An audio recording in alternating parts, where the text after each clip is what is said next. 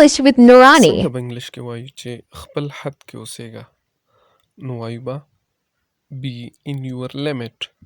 be in your limit معنا خپل حد کې اوسېږه. او که وایو چې شرم وکړه نو وایو به shame on you، شرم وکړه. shame on you، شرم وکړه. که وایو چې خپل ځان سم کړه نو وایو به behave yourself، behave yourself، خپل ځان سم کړه. که وایو چې بې وقوف کېږه مه نو وایو به don't be silly، don't be silly، بې وقوف کېږه مه. که وایو زما الفاظ در سره یاد ساته نو وایو به mark my words، mark my words، زما الفاظ در سره یاد ساته. که وایو جذبه کې مه راځه نو وایو به don't get excited، don't get excited، ډېر جذبه کې مه راځه.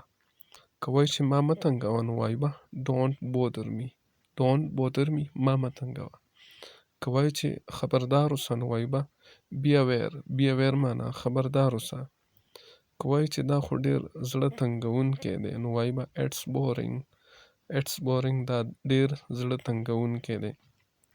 که چاته وایو چې دا یې وګوره نو وایو به try this one، try this one، دا یې وګوره، دا ټرای که، دا چک که. نورو درسونو دپاره موږ فالو کړئ.